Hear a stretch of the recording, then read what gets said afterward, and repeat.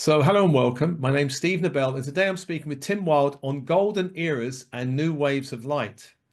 Now, Tim is an Ascension Lightbody expert who has been working closely with the evolvement of Earth for most of his life. Tim was a high priest in the eras of Atlantis and Ancient Egypt. I probably knew him there, actually. And is Yeah. using his collective memories to bring through the spiritual gifts and information stored in those times. His current work with ancient Atlantean technologies is already helping those on the spiritual path around the world. And I know he's got two books he's written with Diana Cooper on Ascension and the Archangels, and he's also co-authored a card deck. And here it is here called The Inner Light Forge with Miriam Beck. Now I'm going to start off, Tim, if you don't mind, with because I picked a card from your book, and Yep. I have got Golden Eras, Full Soul Potential, Golden Age of Aquarius. And you say the timeline of Earth has changed. Can you feel it? You're being called to step into your highest role for the Golden Age of Aquarius. Prepare for change. And you talk about golden eras of Lemuria, Atlantis, and Avalon are being called because these kind of are places where we lived our perhaps fuller soul potential. Can you say Mm. something about these golden eras and how they relate now? Because people are feeling really called, aren't they, to these golden periods? I mean, they're the dark periods, which we can touch on, but the golden periods of Lemuria, Atlantis, and other places. Yeah. It's it's such a beautiful and vast subject, and thank you for such a lovely introduction, Steve. I'm very honoured to be here tonight. Thank you. Lemuria is one that I find is very dear to everybody's hearts. It's as soon as you mention the word Lemuria, people light up like little crystalline trees and go, "Oh, I remember it. It was so amazing. It was such a gorgeous, etheric time." And Atlantis as well. My roots, as you know, as we've spoken about previously, I'm deeply rooted in Atlantis, particularly in the fifth and the final experiment when we achieved a golden era. But Lemurian civilization, I kind of saw as a period of groundworking that prepared Earth for the arrival of the first Atlanteans 260,000 years ago. And of course, these amazing beings were just so in love with Earth, in love with the planet. They did it because they wanted to. So all of the crystals that we love and that we use and we connect to, they were originally programmed and they were just loved and cared for by the Lemurian civilization before they went through that. There was stories of them disappearing all of a sudden. In actual fact, they stepped up, they went through their own version of an ascension process and then moved out of the way while the next wave, the 144,000, the clarion call, the Atlanteans, first came in for the first part of the experiment. And I have various jumbled memories of Atlantis, but the main stuff that I've brought through is kind of the need to know memories, those Oh, yeah. amazing, those memories that I'm sure that you have as well of the connectivity with the land, with each other, with the high frequency technology that we're all beginning to remember and bring through, how we used crystals, how we communicated with the higher realms. And it was the most amazing period. But I only remember what I've needed to know to bring through for this pathway. So it's almost like nothing's in chronological order. I'll be working with something and it will come through and it will become, oh my God, I can remember this. I was there. You can feel it. And I became so connected to it in 2014 and 2015 that I had one foot in Golden Atlantis and one foot here in Dorset. And I found it very difficult to actually Yeah. decide where I actually was and where I wanted to be. So Yeah. it's Very cool. yeah, they're huge periods of time. Can you say something about particularly Atlantis, I think, the technologies that they had around crystals? People have kind of all like kind of ideas of crystals, sound, color, vibration. How do you have any memories of some of these, or have you I connected with some of do. these? I have very distinctive recollections of there were during the previous kind of the setups of Atlantis, there were two separate temples, the Temple of Healing and the Temple of Sound, and both were very dedicated um, to just the awesomeness of the creations that you could you could make to heal the body, and to heal the planet and to heal the land that you live upon. And so all of a sudden, the Atlanteans, or the Altar, the high priests, and the people that worked in the temples had the brainwave that when you marry these two together, you can then create a version of healing that is so up there that when we speak about it now, it just sounds like science fiction. But in Yeah. actual fact, it's not. We have memories, we have recollections of this. So during this is again when the Atlanteans kind of nailed it. They got that 1,500 year period in Golden Atlantis where they perfected healing to the point where somebody, just for the sake of example, if you happen to be out walking in Atlantis and you fell off the edge of a cliff and you didn't quite die, but you needed to go straight to the Temple of Healing, you would be placed within your healing cocoon or upon the med bed, or the version of the med beds that they had back then. And they had the ability to reorganize and rearrange whatever had been damaged in a remarkably short space of time. The healing was almost instantaneous. But in order to achieve that level of healing, the people that were working with that healing also have had to have attained a huge level of responsibility for what was going on with them, which is why we're so far away from that level of technology at the moment, because we as human beings have lived in a dimensional space where we've lost responsibility for ourselves. Yeah. And I think we can both agree that the third dimension that we're moving out of was very toxic to the human body. Thank God. Yeah, exactly. So as we're recollecting, as we're raising our vibration and going back towards that, this is now how we're beginning to recall how to treat our vessel correctly. And as our frequency rises, more accessibility to these memories and to these past technologies will become available to us. But it's about, I find the core of it's all about responsibility. Yeah. Now, you also had connections with Egypt, and they had their own kind of golden period, uh, with their connection to Atlantis, which Yeah, seemed to fade over time. I know that it did. apparently even the pyramid building got worse over time rather than better, which is a sign of, hey, well, where are the guys who knew what they were doing? Where'd they gone? Exactly. And I guess you've heard about the discoveries they found recently under, I think it's the Central Pyramid, isn't it? There's these Hmm. long, I haven't got, I've seen a couple of videos on it. What do you make of these kind of discoveries coming out now? Well, it's very interesting stuff, Steve. I haven't recently watched enough to form a full conclusion on this. I'm always very careful with what's being put out nowadays Yeah, because we both know that AI can either be used for good or it can be used for manipulation and deception. So I need to really sit down with some some some decent information and find out what's going on with it. But there appears to be these discoveries occurring all around the world. We're seeing pyramids being discovered at the bottom of the seas and great crystal structures and pyramids kind of almost like, oh my God, I didn't notice there was a pyramid there rising out of the land.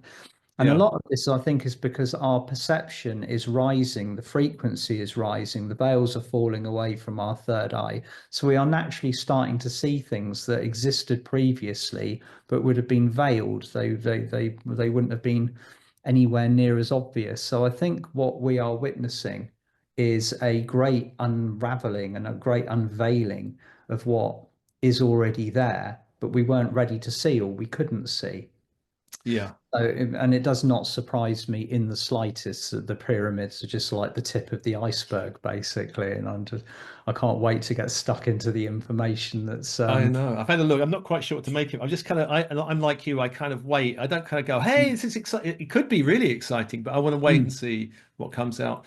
But I think Edgar Casey talked a lot about underneath the pores of the Sphinx and the whole Atlantean connection with Egypt, which I'm really fascinated with because, it seemed to a civilization just arose out of nowhere and fully formed almost. Graham Yeah, Hancock, I don't know if you've come across his work. He's very much heard interested of in. them. He's got a whole Netflix series actually called Ancient Apocalypse. Really worth. Series one is really worth watching about pyramids and everything and his Yeah. research. But how do you? What kind of memories do you have, or what information do you have on the kind of period when the Atlanteans were really connected to Egypt in the beginning stages, certainly. It's I've got this is one of my distinctive memories, Steve, actually. I remember getting out of Atlantis by the skin of my teeth. And this was just as Atlantis was going down. And it's not what I would call a golden memory. It's something that came to me a little bit later on after a childhood of remember. I used to have continuous dreams of tidal waves as a child. Oh yeah, And used to to the terrify me. yeah, like constant dreams of it to the point where my parents took me to the doctors in the 70s, and those well, he's a kid with a vivid imagination. It's like one of those trips. And then when I'd overcome the kind of the fear of the water and the tidal waves and the that sucking out of the sea as it builds. I used to see it every single dream. I then started to dream of the nuclear explosions, and I had no idea why I was dreaming about this until I later on read Diana Cooper's book, Discover Atlantis. And then right, okay, well, this is obviously a distinctive memory of a past life. And a bit later on, I can remember literally just getting out of Atlantis by the skin of my teeth as the final island, the Isle of Poseidon, went down. The Temple of the Sacred Heights, Temple of Poseidon, was the last of Atlantis to sink because it was the highest point. And we flew out of there, and the 12 tribes went in all different directions. But I went to Egypt myself, and I can remember landing there. And pardon my French, I thought it was a bit of a crap hole when we Yeah. landed to start off with. It's like it was dusty, it was hot, it was sandy, and the natives were hostile, sort of thing. Yeah. But we had to basically make do with what we had. We just survived the most disastrous calamity that humankind has witnessed and stored within their DNA, and the shockwave of which went all around the world. And so, as surviving Atlanteans who'd then been kind of subject to moving from 12 chakras to seven as part of the agreement of going into the outside world, we attempted to maintain the magic of Atlantis for as long as possible. And this what could maybe be considered as the golden start to the Egyptian era. We tried to be as Atlantean as possible, and so did all of the other cultures and the tribes that set up wherever they did in the world. South America, Tibet, wherever they went, they still held that magic, but at a greatly reduced quantity. Yeah.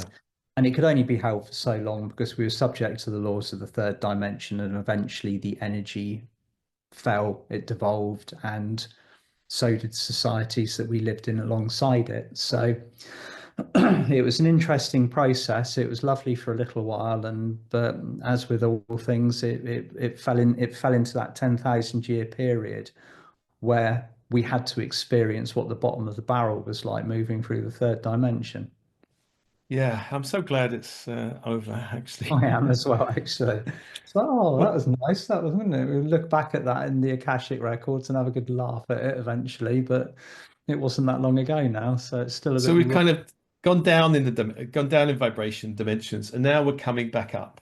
Yeah, And I wanted to ask you, kind of bringing it, to kind of nowadays, these new waves of light, the last 6, 7 months, I felt really intense. And, I know we talked beforehand about some of your clients have felt this unraveling going on. And I felt yeah. very challenged, but also new doors opening personally. But it has been a challenging time. How's it been Mm. for you? Very challenging, actually. I've called 2024 the year of the Great Purge, which Oh, is a physical purge. It started off with, I think last year I let go of just about everything that I thought I might be able to sneak through customs in the suitcase, sort of thing, without being checked, if you know what I mean. I yeah. had to give up coffee. I had to give up wheat. I like a whiskey. That had to go for a little while. But the big one came in June, where I stopped using my Ventolin inhaler, which I've been using since I was 6 months old due to intense childhood asthma, basically Oh, allergic to the third dimension. That's what I've written it off for. yeah, And yeah. so all of a sudden, I got the memo last year that if you're still doing it, and it's not resonating with your body, you need to let go of it now, because you've got a period of time coming up where you need that space within your cells. Your body needs to be purified. So last year, year of the Great Purge, and it kind of lined itself up nicely for November and December, didn't it? When the light started to come in. And if you noticed, a lot of people got pretty poorly in December around the time of the 12/12 portal opening. Oh yeah. And you, of course, there's the exterior triggers. There's the things you can say, well, I've caught this from that, or I've got this because of that kind of thing. But the nuts and the bolts of it are, when very high frequency light comes in, as you know, the body has to make room for it. And if it's got resistance, it will purge that resistance. So Yeah. we're still kind of going through that now, but a lot of people are finding it very repetitive, monotonous, and difficult to navigate. And it Yeah. is. So Yeah. And there was these kind of, I know we talked beforehand about that there's a blue wave that came through, and I think other waves. How about these kind of uplifting waves that people, they also have their challenges, don't they? When we get these waves, it's like, hey, this is good, but actually, whoa, it's, what about these new waves of light coming in? the new waves of light are designed very specifically to, it's almost, I feel like the gloves are off. I mean, I know we've gone through periods of time where wow, that's intense. And I don't know how you perceive it when the new light comes in, but I feel a little bit like I've opened my eyes underwater in a swimming pool without my goggles on until I've Yeah. adjusted to it. And that's my litmus test for knowing that the frequency has really shifted. We've got the sun flares coming in. We had the blue light wave come in on the 29th, which was the partial solar eclipse. And Yeah. it's unrelenting. And the word from above is that don't expect any relent anytime No, soon. it's not going to get It's any not going easier. to That's what I happen, think. basically. You can grizzle, you can whinge, you can do whatever you like. This is the way it is. And Yeah. so we are being expected to adapt to it. But on the other side of it, we're human, and we've got to remember that we're human. How do we deal with this? How do we deal with the purging, the releasing, the emotions coming up, the karmic baggage coming through up for release, the perpetual mandatory shadow work? It used to be optional, but it's not anymore, because No. you're going through it on a daily basis, aren't you? Sort of thing. It's all about change this year, Steve, as we were talking about. To get to a golden era, to achieve a golden era, you have to remove anything that is not golden and does not vibrate with that frequency. And that's what we're Yeah. doing at the moment. It's not easy. We Well, I need want to touch upon that because, as the light's coming in, the world is being shaken up and stirred, isn't it? It's yeah. politically and economically. Now, we don't want to get too much into it, but what do you feel as the world is becoming more volatile? Is there any advice you give to people who are feeling it, that especially across Mm. the pond, Donald, for example, is making waves as he will. What Yeah. advice do you give to people about moving through this volatility? Stay as undistracted as possible. I mean, I got a very, very clear message a couple of weeks ago when my cage was rattled by goings on. If you think about the way that the Matrix works, it's struggling to fuel itself with magic. It used to hold sway over everybody by the use of illusion, hypnotism, magic, all of the other goodies that made the third dimension such a fun place to navigate. Now people are waking up and unplugging from that. It's getting increasingly desperate as the waves of awakening kind of move around the planet. So we're starting to see the the last tools in the toolkit coming out and all being deployed simultaneously to keep people as in a state of fear as they can make it. Politics, conflict, changing the way that money flows around our planet, the food supply, housing, all of these very real, tangible things that you and I have to experience on a daily basis. People are getting their buttons pressed by this massively, and it's being done in order to remove us from that state of like inner calm, inner peace, inner love. So be aware of what is going on, have an understanding of it from a higher level. But I always believe that the most effective way to move through it is to be the observant participant and not actually get involved on an emotional level with it as much as possible. Because emotion, your energy is your currency. It's the highest level of currency. Once you've added your energy to something, you are financing it energetically. So Yeah. what do you want to spend your energy on? What do you want to part with your currency? Are you spending it wisely? Are you just like doffing it around wherever the triggers are coming from? It's really important that we are very focused on creating this golden pathway, or kind of creating collectively this timeline as much as possible without getting kind of like railed off in different directions all the time. Because it doesn't matter Yeah. where you go or what you do, there's an opportunity to be distracted, fearful, or angry every time you open Facebook, every time you click on the news, if you still watch it. Yeah. Or, I was or very triggered a few years back when the world shut down. That was like, Mhm. oh my God, they shut Yeah. the world down. Yeah, how That was the very one dare time they? I went, I was like, whoa. Yeah, what are they doing? Yeah, It well, was that I didn't think that was possible, but that's what they did, and that was slick. That was well orchestrated. You got to yeah, hand it. They knew what they played that one nicely, didn't they? they did. But it did wake a lot of people up, which was really Mm, lovely. I don't go on marches, but I've been on two in my life. One was against the war invading Iraq when Tony Blair was in. I went on it. It was very peaceful and very lovely. A lot of mm. grannies with their C&D banners came out.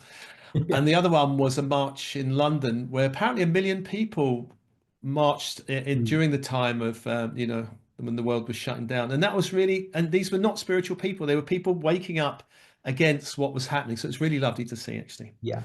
So I want to pass over to you in a sec about this new. Do you want to say something before we do the meditation? And actually, Mm, I know Liz. I promised Liz that we're just going to showcase her fabulous apparel, and you've got your one there, and I've got this Seed of Life. There we are. So Liz is oh, going to be that's it. very happy now. And Yay. the website for that is Thanks, Ascension Liz. Swag, if you're interested. Yeah, love my t-shirts. So yeah, we're both modeling for Liz. I expect she's going to buy me a tea for that. But anyway. Yeah, you've got your brownie points. So do you want to say something about the meditation, this blue wave of light that came in recently, and what do you want? What? Yeah, I've been hearing kind of rumbles on the grapevine for quite some time that there was a wave of light coming in on the 29th. The 29th being the day of the partial solar eclipse, and um, huge sun flares. I mean, we can't ignore what the sun's doing, kind of speaking very loudly at our planet at the moment. It's quite like loudly enough to be causing seismic events around the world. But this blue light we're receiving stuff from the cosmos constantly, all of these different downloads, but this was highlighted as something completely different, but nobody knew what it was. And this is usually I get a bit of feedback or a little bit of information about what's coming through, but they were just like, no, blue light is coming through, enjoy, sort of thing. And it wasn't until the very morning of the 29th that I got the information that what it was for. And it was Merlin stepped in, and this was, I was running a workshop with my friend Karen Main, and he was basically saying that this wave of blue light, although it is very high frequency, the purpose of it isn't to kind of like plump out our cells of our body with even more light. What it's actually doing is coming through as almost like it's almost like a mouthwash for the third eye to basically create a huge amount of clarity with what we see and what we perceive, because there's still a lot of people out there that are tuned into the old programs. We've had a lot of distortion, a lot of hypnotism over the years. And having when we're on the other side of this wave, I mean, it's still occurring at the moment. Clarity is going to be available on a level that we didn't have previously, but this might not necessarily be as comfortable as some might think. You're going to see everything, basically. Okay, my lovelies. Well, we're going to flow into a meditation to connect with this blue light now. We're all receiving it. We're all part of it. It's coming in along with all of the other ascension energies. So just relax wherever you are in the world and close your eyes for a few moments. Allow yourself to feel your physical body wherever you are in the world. That beautiful physical vessel, you. That representation of your soul's energy that has stepped down onto this planet, the vessel that you have chosen. And just give yourself for a few moments an acknowledgement for being here, for being the one that steps down. You've waited your turn for many incarnations to be here on this world, and now you are here, you are doing it. Acknowledgement for you. Just take a few moments to sit with that, feeling yourself physically, mentally, emotionally, and spiritually. Say thank you to yourself at this point in time. Maybe place your hand upon your heart center, take a deep breath in, breathe in through your nose, and breathe out through your mouth.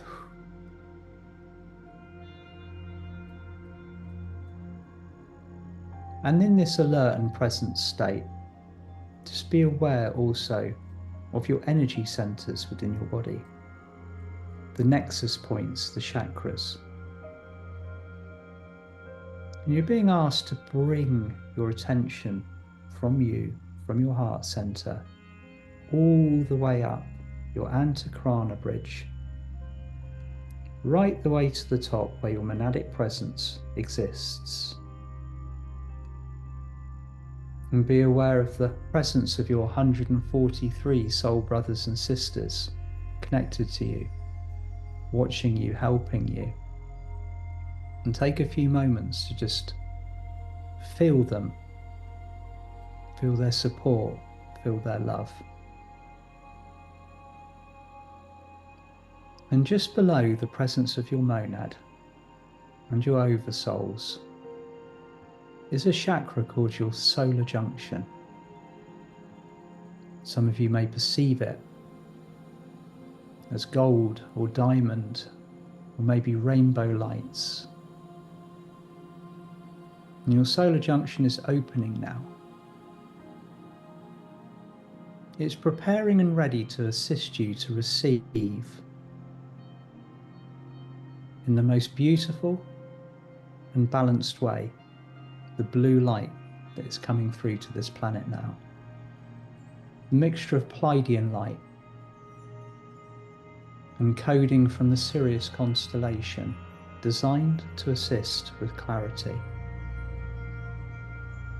So feel this now beginning to move down your antakrana bridge from your solar junction high above your head.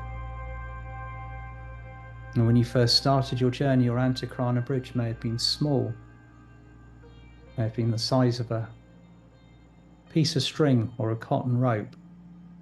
Now it is wide as you have connected to your higher self, to the sources of energy coming through to you.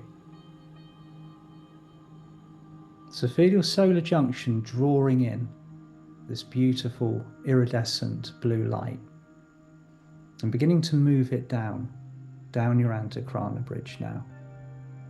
From your solar junction, meeting and lighting up the golden chalice of your stellar gateway. Moving down further to 18 inches above the top of your head to your soul star, the magenta and blue portal that connects you with the halls of Amenti.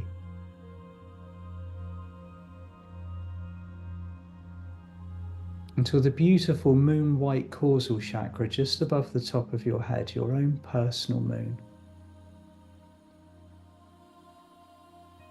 Feel the blue light lighting up and opening your crown, the center of your own personal master wisdom. And the crown opens, ready to receive this beautiful downpouring of blue light.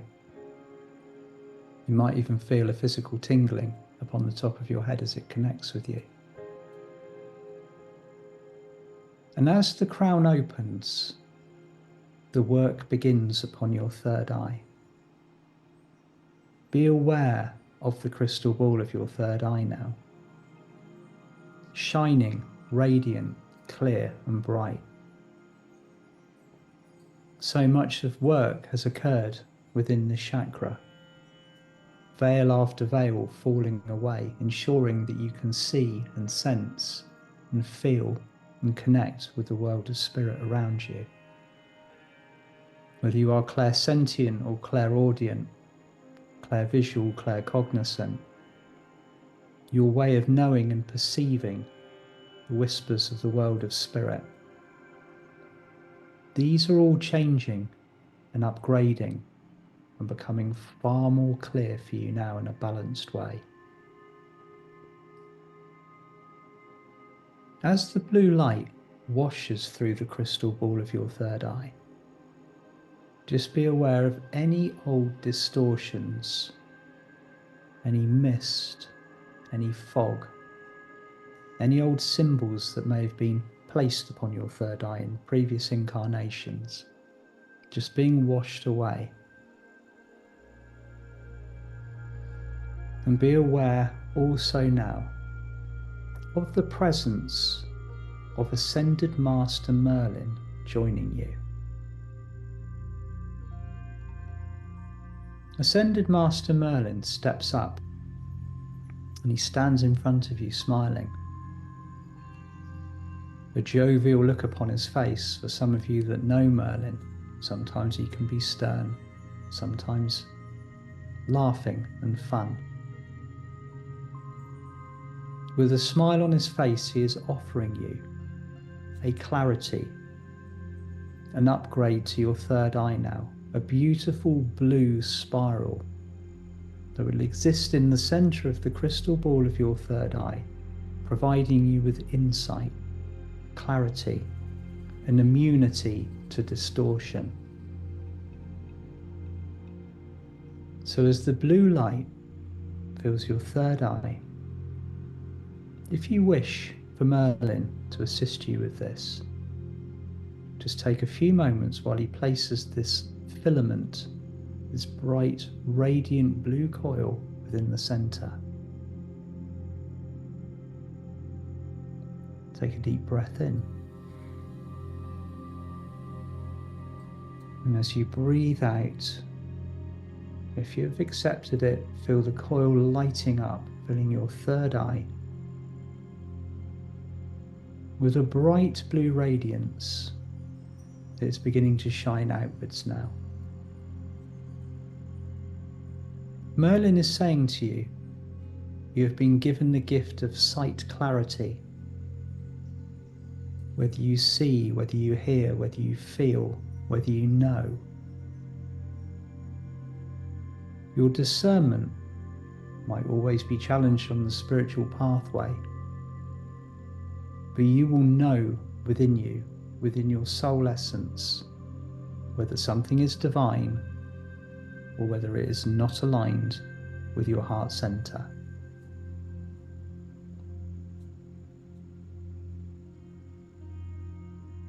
So just breathing as gently Merlin works upon your third eye center. Then he steps back, bows his head to you, and the light continues to move through your clear, shining crystal ball of your third eye, through the altar major at the back of your neck, cleansing and releasing any old programs that you might have attached to 3D, through the royal blue of your throat, your higher heart, your radiant heart center, gold, pink and white, the gold of your solar plexus, the orange of your navel, the soft rose pink of your sacral, And just take another deep breath in as this download of beautiful blue light fills your platinum base chakra, just anchoring you in at the highest frequency. I want to say the words out loud now. I am my highest self. I am my highest self. I am my highest self. And the light continues down, moving down your legs to the soles of your feet, meeting your Earth Star chakra. And at this point, allow yourself to ground all of this in. Feel platinum and silver and hematite grey and blue roots flooding down now into Mother Earth, and she in turn sends hers up to hold you, to stabilize you, and to offer you her support whenever you need it.